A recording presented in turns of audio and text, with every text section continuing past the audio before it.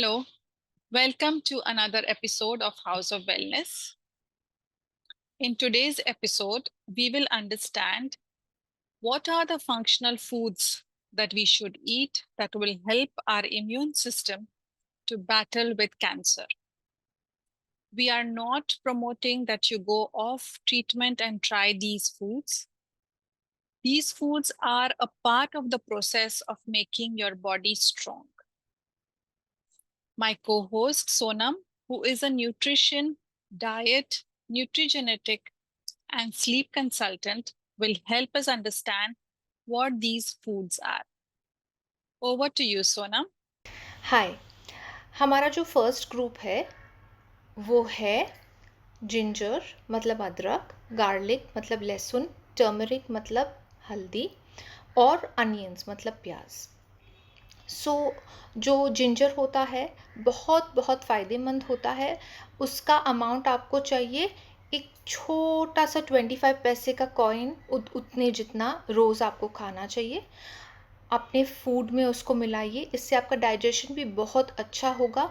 जो कीमोथेरेपी की सब साइड इफ़ेक्ट्स होते हैं, काफ़ी कैंसर थेरेपीज़ में जो नौशिया होता है उसको काफ़ी हद तक ये हैंडल करने में मदद करता है। फिर गार्लिक की एक कली रोज़ खाना चाहिए। लहसुन की उसको आप क्रश कर दीजिए और छोटे छोटे पीसेस में काट दीजिए, एज लाइक फुल स्टॉप जितने पीसेस होना चाहिए, बहुत ज़्यादा बारीक। उसको आप हवा में 3 से 5 मिनट रहने दीजिए। फिर उसका जो आपको कुकिंग में डालना है, तड़का देना है, वो सब कीजिए। थोड़ा जो वेटिंग पीरियड होता है 3 से 5 मिनट का, उससे इसकी जो इम्यून बूस्टिंग प्रॉपर्टीज़ होती है वो एक्टिवेट हो जाती है। हल्दी हमको कितनी लेनी है? 1 पिंच, मतलब लिटरली 1 चिपटी। हल्दी के साथ अगर हम ब्लैक पेपर मतलब जो काली मिरी का पाउडर है वो अगर मिक्स कर दें तो जो हल्दी का अब्जॉर्प्शन होता है वो बहुत बहुत बढ़ जाता है। और जो प्याज है हमको अराउंड 2 टेबलस्पून रोज़ खाना चाहिए। सो आप चाहिए तो आप उसको सैलेड के तौर पे खा सकते हैं, जो घर में कटा हुआ हो, बाहर का कटा हुआ नहीं। या फिर आप उसको जैसे आप खाना बनाते हैं उसमें डालिए, सूप्स बनाते हैं उसमें डालिए। सो ये एक 4 चीज़ें हैं जो ईज़िली एवरीडे हम ले सकते हैं। फिर हम एक और ग्रुप में आते हैं। अब ये ग्रुप में है सब फ्रूट्स। इसमें है सिट्रस फ्रूट, यानी कि एक छोटा सा संतरा, आधी मौसम्बी, एक ग्रेप फ्रूट। ये बात याद रखिए, जो लोग टारगेटेड थेरेपी लेते हैं कैंसर के लिए, उनको ग्रेप फ्रूट नहीं खाना चाहिए। सो आप कौन सी टाइप की थेरेपी ले रहे हैं आपको जानना और समझना बहुत ज़रूरी है, क्योंकि डॉक्टर्स आपको बता देंगे कि जैसे फॉर एग्जांपल आप so and so targeted therapy पे हैं तो आप एंटासिड्स और ग्रेप फ्रूट को काफ़ी हद तक अवॉइड कीजिए। सो आपको जानना बहुत ज़रूरी है कि आप किस टाइप की थेरेपी रिसीव कर रहे हैं। सो बात किया हम सिट्रस फ्रूट की। उसके बाद आता है टमाटर। अब टमाटर एक्चुअली फ्रूट होता है, उसे हम वेजिटेबल के तौर पे हमेशा बात करते हैं उसके बारे में। टमाटर आपको कितना खाना है? छोटा सा, एक आधा सा छोटा सा टमाटर। अगर आप चटनी बना रहे हैं तो 1 टेबलस्पून इज़ इनफ। टमाटर जब भी खाएं उसके ऊपर 1 या 2 ड्रॉप ऑफ फैट, मतलब आप घी डालें, आप कोई भी तरीके का तेल डालें। इससे उसके जो भी हम चाहते हैं जो कन्वर्जन्स हों, वो कन्वर्जन्स फैट की प्रेजेंस में हो जाते हैं। उसके बाद हम बेरीज़ बहुत रेकमेंड करते हैं, लेकिन बेरीज़ का सोर्स बहुत इम्पॉर्टेंट होता है। जैसे कई बार हमको लगता है जैसे हम बहुत एक अच्छे शॉप में जाएंगे और वहाँ पे हम उठाएंगे, ओ वाह ये कितना अच्छा बेरीज़ का पैकेट दिख रहा है, लेकिन वो जो बेरीज़ होती है वो शुगर सिरप में डिप्ट होती हैं। तो ये जानना बहुत ही ज़रूरी है कि आपकी बेरीज़ का क्या सोर्स है।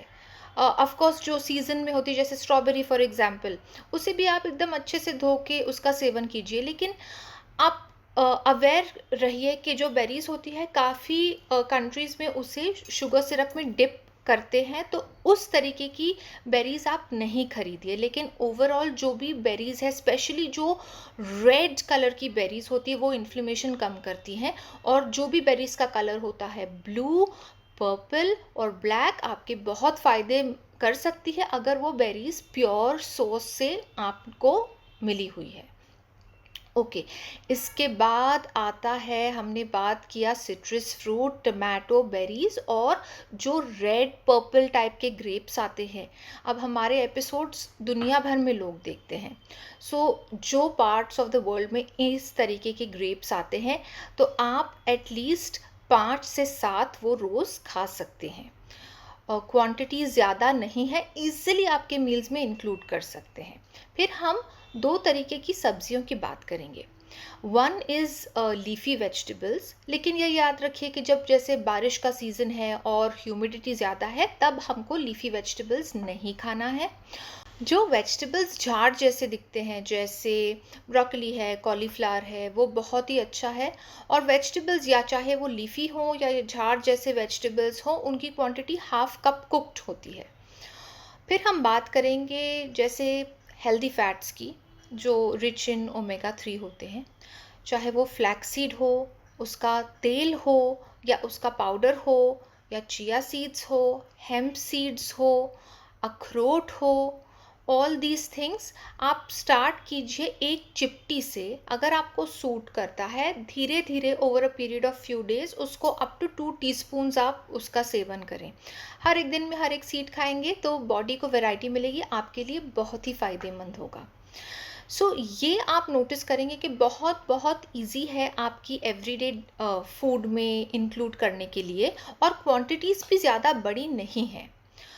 एक और बात, कोई भी पेशेंट जो कैंसर से जूझ रहा है, अगर आपकी एक्टिव कीमोथेरेपी या रेडियोथेरेपी या कोई भी थेरेपी चालू है, आपको याद रखना बहुत ज़रूरी है कि प्लीज़ आप कोई भी बाहर की जो चीज़ें हैं जो पकी हुई नहीं है, जैसे बाहर का सैलेड है, बाहर की चटनी है, बाहर की आइस क्यूब्स है, uncut sorry pre cut fruits है, वेजिटेबल्स है जो काफ़ी देर से कट के पड़े हुए हैं, वो सब ना खाएं, क्योंकि कैंसर थेरेपी का साइड इफ़ेक्ट होता है काफ़ी थेरेपीज़ का, कि हमारा जो WBC काउंट है, जो बॉडी के सोल्जर्स हैं, उसका काउंट वो कम कर देती है। तो कोई भी ये ऐसी कच्ची चीज़ों से या दूषित पानी की चीज़ों से अगर हमने खाया, तो हमारा इन्फेक्शन होने का चांस बहुत हाई होता है। तो I wish you all the best health to all of you all. और हम एक और एपिसोड बहुत जल्द करेंगे अबाउट क्या चीज़ें हमें नहीं खाना चाहिए अगर हमें कैंसर को अवॉइड करना है। Thank you so much, Sonam. Cheers to wellness.